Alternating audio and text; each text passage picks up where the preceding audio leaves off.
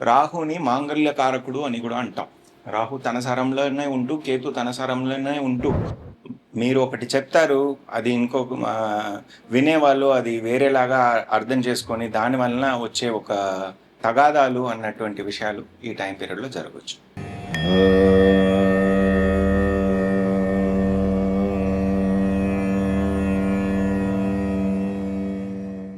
ధన్యవాదాలు ప్రేక్షకులారా, మీరు ఇచ్చిన సపోర్ట్కి మా ఛానల్కి చాలా ధన్యవాదాలు. అదేలాగా మీరు సబ్స్క్రైబ్ చేయండి. మీకు కావాల్సిన విషయం ఏదైనా ఉంటే నా ద్వారా మీకు నేను చెప్పాలి అనుకుంటే మీరు ఏ టాపిక్ కావాలి, దేని పరంగా మనం మాట్లాడాలి అనుకుంటే అవన్నీ మీరు కమెంట్స్లో రాయండి. దాని తగ్గట్టు మనం నెలలో ఆఖరి సండే దీనికోసం డెడికేటెడ్గా మనం చేస్తాం. అదేలాగా మీకు వేరే ఏదైనా టాపిక్స్ యాడ్ చేయాలి, ఈ ఛానల్ని మనం ఇంకా ఇంప్రూవ్ చేయాలి అనుకుంటే మీరు చెప్పండి, దాని తగ్గట్టు చేస్తాం. ధన్యవాదాలు. నమస్కారం ప్రేక్షకులారా, ఇప్పుడు మనం రాశి ఫలితాలు చూస్తున్నాం. చైత్రమాసం 15th ఏప్రిల్ నుంచి మనకి 15th మే వరకు ఉన్న సమయం ఎట్లా ఉందని, అందులో ఇప్పుడు కర్కటక రాశి మరియు సింహరాశి వాళ్ళకి ఎట్లా ఉంది అనేది చూద్దాం. ఫస్ట్ కర్కటక రాశి. కర్కటక రాశి అనగానే మనకి పునర్వసు నక్షత్రం, ఆశ్లేష నక్షత్రం, పుష్య నక్షత్రం తర్వాత ఆశ్లేష నక్షత్రం, ఇది మొత్తం ఉంది. ఇప్పుడు గ్రహచారం ఎట్లా ఉందంటే, సూర్యుడు మీకు 2వ స్థానాధిపతి మీకు 10వ స్థానంలో ఉన్నారు, ఉచ్చ స్థాయిలో ఉన్నారు. బిజినెస్ చేసే వాళ్ళకి మంచి ఆపర్చునిటీ, చాలా చేంజెస్ చేయడానికి మరియు దాంట్లో లాభాలు పొందడానికి ఇది మంచి సమయం. అందులోనూ శుక్రుడు సూర్యుడితో పాటు ఉన్నంత వరకు, అది మనకి 19వ తారీఖు ఏప్రిల్ వరకు ఉంది. అంతవరకు ఉన్న సమయం మంచి ప్రాఫిట్స్ అన్నది, బిజినెస్లో మార్పులు చేయడం, అందులో వచ్చే ప్రాఫిట్స్ అన్ని పొందడం అన్నది మనకి ఈ టైం పీరియడ్లో జరుగుతుంది. అదేలాగా మనకి 9వ స్థానంలో శనీశ్వరుడు, మంగళుడు మరియు బుధుడు ఉన్నంత కాలం శనీశ్వరుడికి ఒక సపోర్ట్ సిస్టమ్ అన్నది, లేకపోతే మేజర్ చేంజెస్ క్రియేట్ చేసే గ్రహాలు అన్నది మనకి ఈ టైం పీరియడ్లో ఉంది. 12, 3వ స్థానాధిపతి అయిన బుధుడు 9వ స్థానంలో ఉన్నారు కాబట్టి చాలా mental pressure, mental apps and downs అన్నది ఈ టైం పీరియడ్లో ఉంటుంది. ఇందువలన కొద్దిగా ప్రెషర్లో కూడా ఉంటారు. కాకపోతే ఇది మెయిన్గా చెప్పేది 9వ స్థానం కాబట్టి మనకి మేజర్గా ఫారిన్లో ఉండే వాళ్ళు, కర్కటక రాశి వాళ్ళకి చాలా మెంటల్ ప్రెషర్ అనేది ఈ టైం పీరియడ్లో ఉంటుంది. నాన్నగారు సంబంధించి కొద్దిగా ups and downs, mental health, అదేలాగా ఫిజికల్ హెల్త్, వాళ్ళ హెల్త్ సంబంధించి కొద్దిగా అప్స్ అండ్ డౌన్స్ అన్నది ఉండొచ్చు. మేజర్ సర్జికల్ ఇష్యూస్ అన్నది ఈ టైం పీరియడ్లో ఉండొచ్చు. ఎస్పెషలీ నాన్నగారు సంబంధించి, లేకపోతే చెల్లెలు, తమ్ముళ్ళు సంబంధించి ఆ విషయాల్లో మనం గమనించాల్సిన వస్తుంది ఈ టైం పీరియడ్లో. 9వ స్థానంలో అన్ని గ్రహాలు, 12వ స్థానాధిపతి ఉన్నారు, 3వ స్థానాధిపతి ఉన్నారు కాబట్టి ఫారిన్ వెళ్ళే ఆపర్చునిటీస్ అన్నది ఉంటుంది. కాకపోతే ఈ టైం పీరియడ్లో మీరు చేయకూడదా అన్నది మీరు డిసైడ్ చేసుకోండి. దానికి ఉన్న ప్రాఫిటబుల్ రిజల్ట్స్ అన్నది ఈ టైం పీరియడ్లో మనకి దగ్గే అవకాశాలు ఉన్నాయి. మంగళుడు మీకు యోగాధిపతి, ఆయనేమో 11 మేన ఇక్కడికి వెళ్ళిపోతున్నారు, 10వ స్థానానికి వెళ్ళిపోతున్నారు కాబట్టి ఒక శుభకర్మ, ఒక బిజినెస్లో చాలా పెద్ద మార్పులు, లేకపోతే ప్రాపర్టీస్ ఏదైనా కొనే ఒక అవకాశాలు, ఇవన్నీ ఈ గ్రహచారం మనకి ఇస్తుంది. అంతకు ముందరే ఇవ్వడం ప్రారంభిస్తుంది. ఎందుకంటే మనకి ప్రారంభంలో చూస్తే మంగళుడు, శనీశ్వరుడు మరియు బుధుడు అందరూ ఉత్తర ప్రోష్ఠపద నక్షత్రంలోనే ఉన్నారు కాబట్టి మనకి 4వ స్థానం అన్న తులారాశి అనేది చాలా యాక్టివ్గా ఉంది. కాబట్టి ఆ టైం పీరియడ్లో ఈ భూమి కొనడం, లేకపోతే ప్రాపర్టీ కొనడం, లేకపోతే వాహనాలు కొనడం, లేకపోతే కొత్త చదువు కోసం మనం ప్రయత్నించడం, ఇటువంటి విషయాలు అన్నది మనకి 100% ఈ టైం పీరియడ్లో జరుగుతుంది. మీకు 5వ స్థానాధిపతి, అదేలాగా 10వ స్థానాధిపతి మంగళుడు. ఆయన ఎప్పుడు రేవతి నక్షత్రానికి వెళ్ళిపోతారో అప్పుడు ఒక ఎక్స్పెండిచర్ అన్నది మన సైడ్లో జరుగుతుంది. ఎక్స్పెండిచర్ దేన్ని సంబంధించిన ఎక్స్పెండిచర్ అంటే శుభ ఎక్స్పెండిచర్ అన్నది జరుగుతుంది. రేవతి నక్షత్రం అశ్విని నక్షత్రంలో ఉన్నంత కాలం, అశ్విని నక్షత్రానికి వచ్చేస్తారు ఆయన 11వ తారీఖున, 11 మేలో వచ్చినంత వరకు, అంతవరకు ఉన్న పీరియడ్లో మనకి ఇటువంటి ఎక్స్పెండిచర్స్ అన్నది ఉంటుంది. ఎస్పెషలీ పుత్రులకు సంబంధించిన విషయం, లేకపోతే యాన్సెస్ట్రల్ ప్రాపర్టీ సంబంధించిన విషయాల్లో మన ఎక్స్పెండిచర్ అన్నది ఉండొచ్చు. స్పెక్యులేషన్ సంబంధించిన విషయంగా కూడా ఉండొచ్చు. మీకు చెక్ పాయింట్ అనేది రాహు ఉండేది తన నక్షత్రంలో శతభిషక్ నక్షత్రంలోనే ఉన్నారు. అదేలాగా కేతు ఏమో తన నక్షత్రంలో మక నక్షత్రంలో 2వ స్థానంలో ఉన్నారు. సో ఇప్పుడు మెయిన్ చెక్ పాయింట్ ఏంటంటే మనం మాట్లాడేది ఎట్లా ప్రెజెంట్ చేయాలి అన్నది కేర్ఫుల్గా ఉండాలి.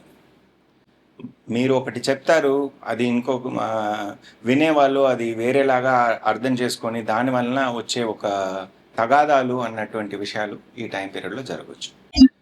అదేలాగా మనకి శతభిషక్ నక్షత్రంలో రాహు ఉన్నంత కాలం మనకి ఒక ఇండైరెక్ట్ ఎనిమీస్ అన్నది మనకి ఉంటానే ఉంటారు. ఏదో ఒకటి వెనక నుంచి ఏదో ఒకటి వెన్నుపోటు పొడుస్తూ ఉంటారు. అది మాత్రం మనం అతి జాగ్రత్తగా ఉండాలి. చేయాల్సిన విషయం ఏంటంటే దుర్గమ్మకి రెగ్యులర్గా మంగళవారం అదేలాగా శుక్రవారం రోజున దీపం వెలిగించి రావడం, అది రాహుకాలంలో చేస్తూ వస్తే మీకు మంచి నివృత్తి అన్నది దీని నుంచి వస్తుంది. అదేలాగా రెగ్యులర్గా మనం అన్నదానాలు చేయడం అష్టమి రోజున, అమావాస్య రోజున, చతుర్థి రోజున చేస్తూ ఉంటే మనకి మంచి రిలీఫ్ అన్నది దీంట్లో నుంచి ఉంటుంది.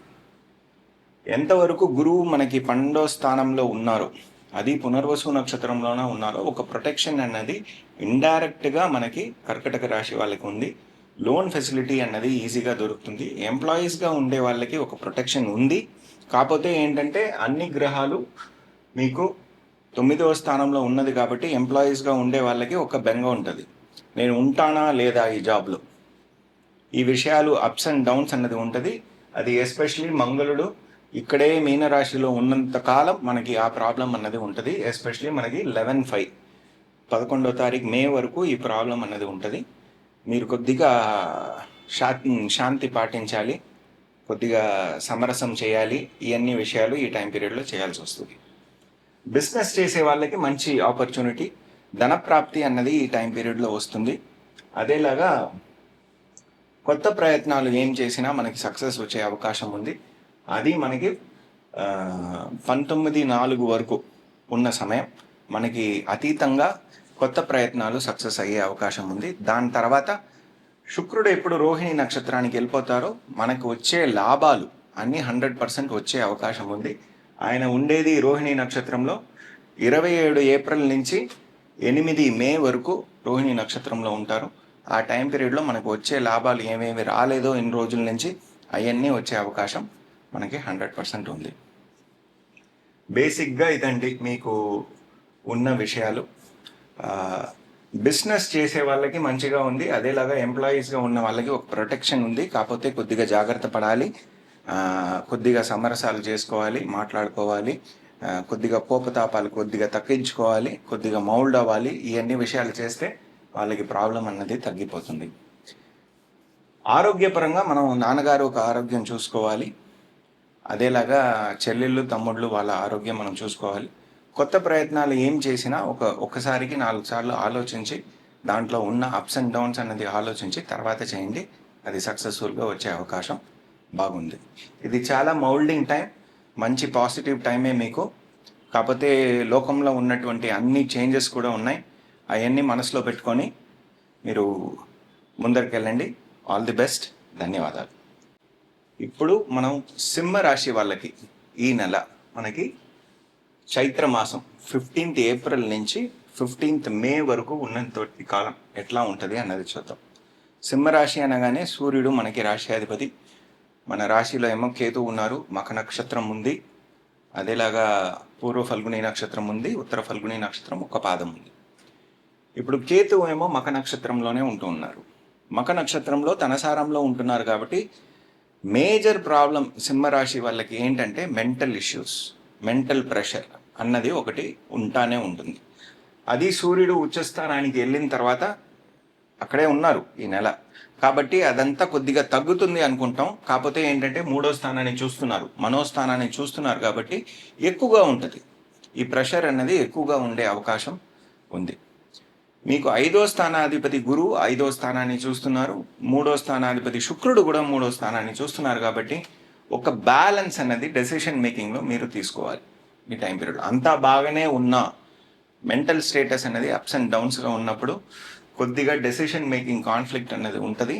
దానివల్ల ఒక పెద్దలు, ఇంటి పెద్దలో, బిజినెస్ కన్సల్టెన్సీలో ఎవరు పెద్దలో వాళ్ళ ఒక కన్సల్టేషన్ తీసుకొని మీరు మేజర్ డెసిషన్స్ తీసుకుంటే మీకు మంచిది. అదేలాగా కేతు తన సారంలోనే ఉన్నారు, రాహు తన సారంలోనే ఉన్నారు. అదేలాగా ఈ టైం పీరియడ్లో గురువు ఒక ఆశీర్వాదం మీకు 7వ స్థానంలో ఉంది, ఆయన దృష్టి ఉంది. కాబట్టి ఈ టైం పీరియడ్లో రాహుని మాంగళ్యకారకుడు అని కూడా అంటాం. రాహు తన సారంలోనే ఉంటూ కేతు తన సారంలోనే ఉంటూ ఉన్న కాలంలో, అది మన రాశ్యాధిపతి ఉచ్చస్థాయిలో ఉన్నప్పుడు, శుక్రుడితో పాటు ఉన్నప్పుడు 19 మార్చ్ వరకు ఈ టైం పీరియడ్లో పెళ్ళి కుదిరే అవకాశం సింహరాశి వాళ్ళకి బాగుంది. కొద్దిగా ఓపెన్ మైండ్గా ఉంటే పెళ్ళి కుదురుతుంది. సో గుడ్ న్యూస్ అది. సింహరాశి వాళ్ళకి 9వ స్థానంలో 8వ స్థానంలో మనకి చాలా యాక్టివ్గా ఉంది అన్ని గ్రహాలు. 11వ స్థానాధిపతి అయిన బుధుడు మీకు 8వ స్థానంలోను, మంగళుడు మీకు 9వ స్థానాధిపతి అయిన మంగళుడు 8వ స్థానంలోను, 11వ తారీఖు వరకును 30 తారీఖు వరకును బుధుడు ఇక్కడే ఉంటారు. కాబట్టి ప్రెగ్నెన్సీ రిపోర్ట్స్ అన్నది పాజిటివ్గా వచ్చే అవకాశం ఉంది. కాకపోతే ఏంటంటే రెగ్యులర్ చెకప్స్ అన్నది చేసుకోవాలి. ఎప్పుడు శనీశ్వరుడు మంగళుడు కలిసి ఉన్నారో, ఏ గ్రహమైనా శనీశ్వరుడితో కలిసి ఉన్నారో ఒక హిడెన్ ప్రాబ్లం అన్నది ఉంటుంది, అది తెలిసిపోతుంది. సో కాబట్టి అది తెలిసిపోయేటప్పుడు దానికి తగ్గట్టు దానికి చికిత్స అన్నది చేసుకోండి. 9వ స్థానానికి మంగళుడు వచ్చిన తర్వాత 11వ తారీఖున మనకి పుత్ర ప్రాప్తి అన్నది వచ్చే అవకాశం చాలా బాగుంది. అదేలాగా మనకి పూర్వపుణ్యం ఓపెన్ అప్ అయిపోతుంది.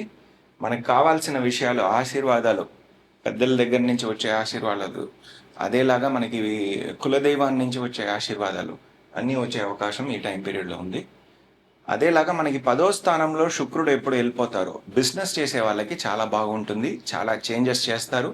శనీశ్వరుడు కూడా శుక్రుడిని చూస్తూ ఉంటారు. కాబట్టి కొత్త ప్రయత్నాలు ఏం చేసినా అది సక్సెస్ అయ్యే అవకాశం అన్నది ఉంటుంది. ఎందుకంటే తులారాశికి మరియు వృషభ రాశికి ఉన్న లింక్లో మన శనీశ్వరుడు ఉంటున్నారు. కాబట్టి ఆ టైం పీరియడ్లో మనకి ఆ సక్సెస్ అంతా వచ్చే అవకాశం ఉంది. అదేలాగా మనకి లాభాలు ఏమేమి రాలేదో అవన్నీ మీకు వచ్చే అవకాశం కూడా ఈ టైం పీరియడ్లో బాగుంది. ఎందుకంటే 11వ స్థానాధిపతి బుధుడు 8వ స్థానంలో శనీశ్వరుడితో పాటే ఉన్నారు. ఎవరు లాక్ చేసి పెట్టుకున్నారో అన్ని విషయాలు ఓపెన్ అప్ చేసి మనకి ఇచ్చే అవకాశం ఈ టైం పీరియడ్లో ఉంది. ఎవరెవరి దగ్గర నుంచి డబ్బులు రాలేదో అవన్నీ వచ్చే అవకాశం ఈ టైం పీరియడ్లో 100% ఉంది. All the best. ధన్యవాదాలు.